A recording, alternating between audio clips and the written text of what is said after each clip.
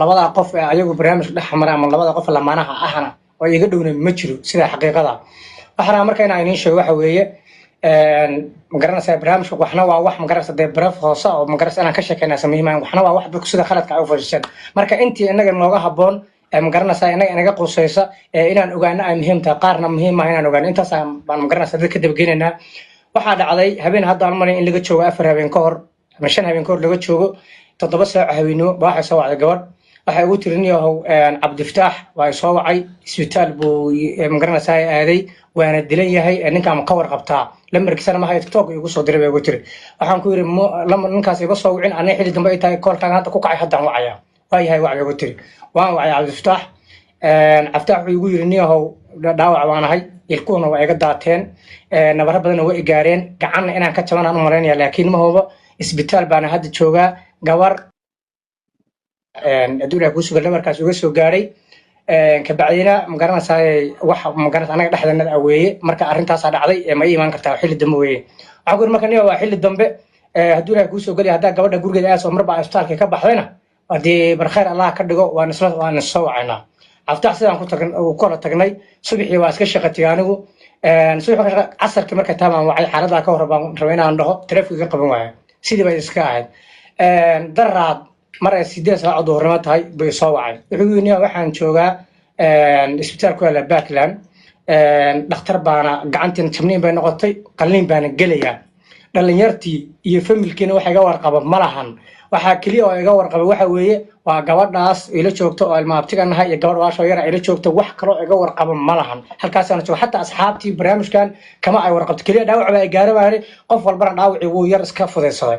waayahay waan ku imaanaya dhalinyartiina aniga soo kaxaynaya annagoo dhalinyaro ah oo laba israacnay gaaraba qaanay waan tagnay dhalinyaro kalena waan wacnay isbitaalkii baan ugu tagnay asoo qalliinkii gabadha walaasha u diyaarisay oo hal saac ka bacdi qalliin galaya oo ma garanaysaa meesha fadhiyaan u tagnay waa wareystay anoo marka uu ii waramay sida wax u dhacay waxaas aan dacaan ka wareysto una iga waramay barnaamij marka asaga aan wareystay dhalinyartii meeshaas ku nimaaday xogaa meesha aan ku shaarna sheekaysanay baa ninka qalliinkii galay hal saac habeenimo qalliinka wuxuu ka soo baxay 30 daqiiqo ka bacdi sidoo kale marka uu tagnay oo qalliinka ka soo baxay oo xaalad soo ay tahay baa waxa niri waxa loo baahan yahay dhar ana waxa ninkan iyo xaaladda maadaama aragno gabadhiina ay xaamilo tahay ayadana xaaladdeeda aan ka warqabin laga yaabana inay guri cilaa inta labada habeen oo ninkaas uu xaafadda jiray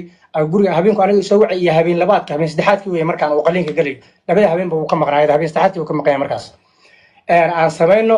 inaan gabadhii wacno oo xaafadina dharkan ugu raan gabadhii inaan xogteeda soo helno way hebel dhalinyarada anagoo afara gabadhii anoo meesha fadhiyaan wacnay waxay ugu tiri waxaan gabar kale xaafad kale inay aadey baan loo sheegay markuu xaafadda ka sogtay oo wiil ay soo wacay xaafad kale joogtaa Sacuudiga marka aan wacno waa wacnay waxaan aabta xaafadii ma joogtaa minse waxa weeye xaafad kale jirtaa ma xaafad kale waan ka imaaday xaafadeedii baan joogaa waayo waa ku imaananaay ugu waa ku niri ana marka waxay qorsheysnayd inaan wareysto si gaar ah waliba dhalinyarta inta kala baxaan dhaho maxaa jira xaalad aan ka wareysto bay qorsheysnayd maadaama qof aas ku fiican ma nahay barnaamijka dhacay dhibkan aan arkayo ay fiican tahay inaad qofka ma garanaysaa laba dhanba aad wareysay labada qof aad wareysay ay fiican tahay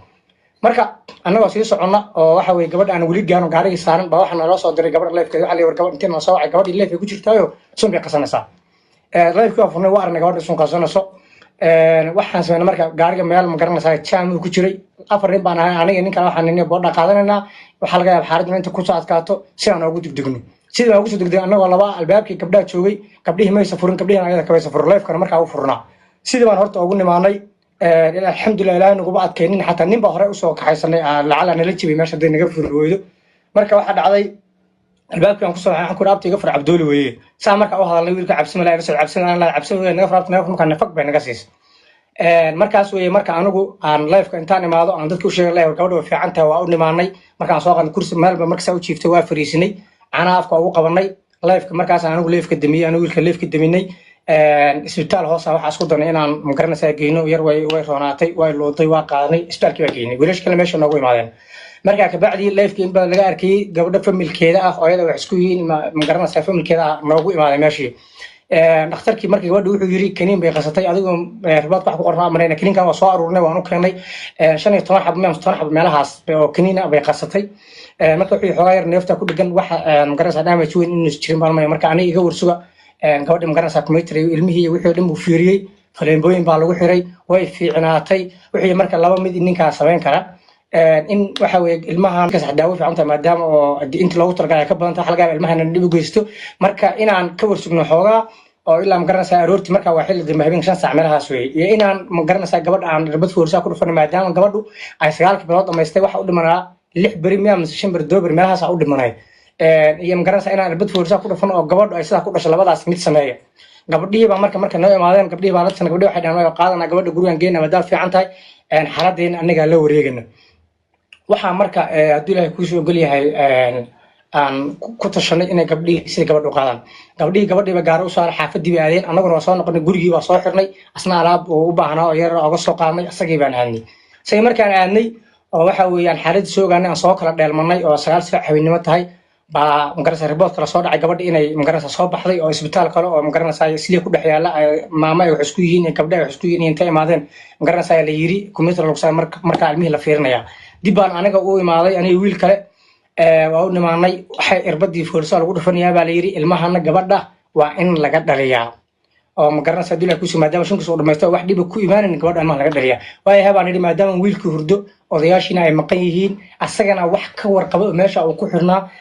xilli dambana ay tahay oo ma garanaysaa xilliga waa saarta waliba way ka sii ma garanaysaa saddexda habeenimo waliba way dhaaftaa amanaya marka ku dhuftaan ku dhib malahan anaguna waa joognaa meesha habeen ku dhafarnay waagi markuu bariyay baatiila baad lagu dhuftay oo ma garanaysaa maxaa la ka wuuso misfuulisay marka ay xoogaa ma garanaysaa gabadha wana la shaqaysanaysaa waa caadi laakiin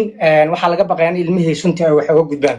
waxa aroorti markay taaba anigu ka tagay aniga wiilkiiba waxaan idhi odayaashii baan raadinayna xoogaan oo soo indhagudsanayna barsiijo gabadhii familka ahaa oo ma garanaysaa familkeeda gabadha la joogay muddo 4 saac meelahaas aan isku soo noqonay gabadha oo sidii weli ma garanaysaa u harjadaysa oo welina ma garanaysaa fawshi si fiican u qabanin haddii Ilaahay ku soo galiyaa dhakhtarkiina maana aragno markaas waxaan isku daray marka Cabdi Fataaxi iyo tolka inaan qayl dhaan u dirno waayo Cabdi Fataax laftarkiisu haddii Ilaahay ku soo galiyahay wax ogaa asaga ma lahan gabdhaha walaaliya meesha tagay cid ay ma garanaysaa ogeyd ma lahan marka waxa dhacday marka adigu odayaashii baan raadinay aftaxan kuna odayaasha lambarooda iyo wixii baa isku xirxirnay odayaasha dhammaan isku wada keenay xagga familka wiilashii ka socday walaalaheed iyo dadka waa saragnay adigu alxamdulillah shalo dhan hawshii baa ku jirnay xalay gabadhii ma garanaysaa waxay noqotay mar 4 saac inuu dhakhtarku wuxuu nagu yiri mar hal saac wuxuu nagu yiri waxaan sugaynaa ilaa 4 saac gabadhaasu haddii foosha si fiican u qaban weydo ilmaha dhaqdhaqaaqiisa fiirinana haddii ilmaha aan ka baqano ma garanaysaa dhaqdhaqaaq ustaago oo xoolo aan ka baqan ilmahaas wax dhaawac soo gaaro gabadhaas waxay noqonaysaa operation waa qalliin baa kaga dhalanaynaa sidii bay noqotay gabadhii sidii baa waxa weeye ku operation alxamdulillah wiil bay dhashay wayna caafimaad qabtaa hadda iyadiyo ilmaheediiba taas waa taas waxaan rabaa inaan usoo noqdo Cabdi Fataax dhibka gaaray iyo waxa weeye haddii Ilaahay ku soo galiyaa dhibka gabadha iyo waxa ka bilowday dagaalku iyo gabadha sababta ay sunta u cabtay waxa jirta wax qarsoon oo anigu aan ka hadli karin iyo wax aad ninku dhimaantan aad khalad loo fasho oo rabo inaan saxo laba qof oo ma garanaysaa guriga jooga kulay dhib ka dhaxdhacay horta baa Cabdi nabar ku gaaray Cabdi dhib ku gaaray ma garanaysaa waxa hadda ugu daran oo muhiimka ah abwaan anagu ka soo yar dhexgalaya nin iyo naag isqaba heshiisna maaha colaadna maaha soo waxaad garatay maaha in dad ay u soo fariistaan oo propaganda ah beena ay ka soo gudbiyaan qoyska da'da yar ee quruxda badan waa shay aad iyo aad u ceeb badan soo waxaad garatay maaha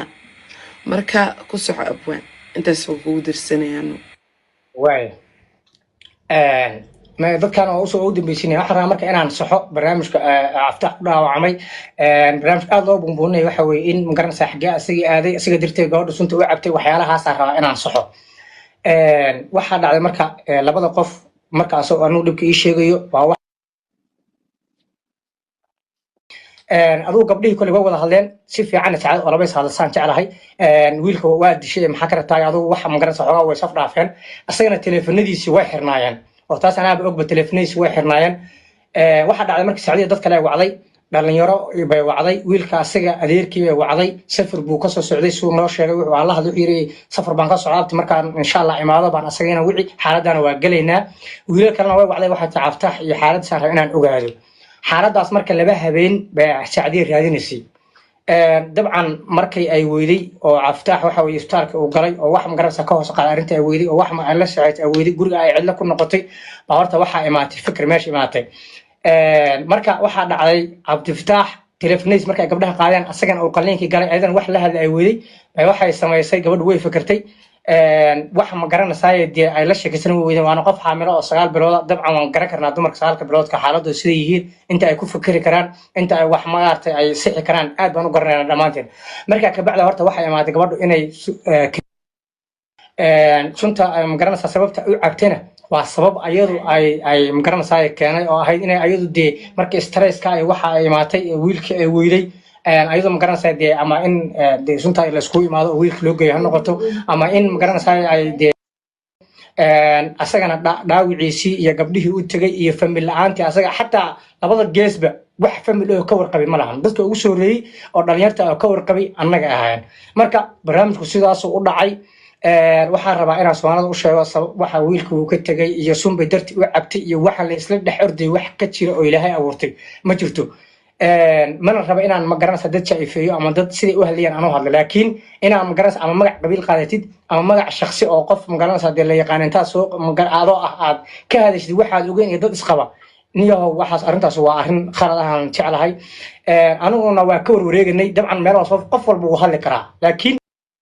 arintaas waxa uga dhacanay oo asaga telefoonka uga qaadnay oo aan garanaysa intaas oo dhan garanaysa ka wareegna waxay tahay inaan ka sheekayno laba qof oo isqaba dee xaaladooda iyo inaan ka sheekayno baan aad iyo aad u diidaneen laakiin tanta kaliftay in meeshan imaatay wax khaladid ah fiis raaysin waxa ka dama imaatay inaan saano kala runta u sheegno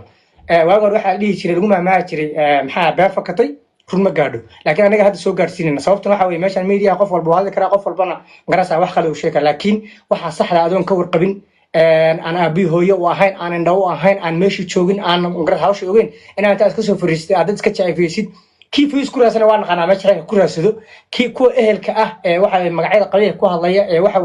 أم حاجة واحد كسر أم حق ويل كسر أنا برا مشوا اللي يبصر شرقريني وجه اللي عرفنا صح لا ما روح كتير مالهن غير كاس هذا حالة ضد ويل كي وفي عيه أو قعنتي ولا عفتها هذا حافظ بتشوفه وحرتين أنا كسر كبصده gabadhii way fiican tahay waxa rajeen ayna ka soo qabsto wiilkeena uu fiican yahay wixii dambe oo ayagu waxa way familkooda waa wax ayaga u taala waxaan rajeenaa inuu qoyskaas qoys qurux baa noqdo anigu ma rajeenaa inuu reer ku soo kala tago barnaamij kale waxa arkayay ahaa waa magarasa wiilka gabadh guursaday magarasa gabadha uu ka tagay barnaamijyadaasna intaan ognahay wax ka jira ma lahan haddii ilaahay ku soo wax kala tagnin ana ma jiro reerkii waa isla hadlayaan Cabdifataax asaga yar ilaa gabadha u taga oo soo diray oo xaaladda soo ogaada inta isbitaal ku jirta asaga nala soo hadlayay asaga yiri aniga laga warqabo aniga baa isbitaal ku jiro waxaan waxa gabdhihi baa telefoon iga qaado ay afduubay ninkuna waxa weeye odayaashii waca oo dadkii waca oo ma garanaysaa ilmihiisa ka warqabay asaga xalay markii gabadha la qalayay odayga leerka soo wakiisho yiri ilmaha ma garanaysaa soo saxiix barnaamijkaas ka warqabay marka waxaan ma garanaysaa isla dhaxwada wax inaba ha yaraatay ka jira malahan mooy dadka dhamaan Soomaaliyeed oo sheegana wayna maqlaan wixii ka soo cusbanaadaan insha Allah waa la socon doontaan ayagiina waa dad magarasa media jooga hadii caafana ayaga ka hadli doona marka barnaamijyo intaas ay ahaayeen waxa weeye wixii kala su'aal ay weydiin sidoo kale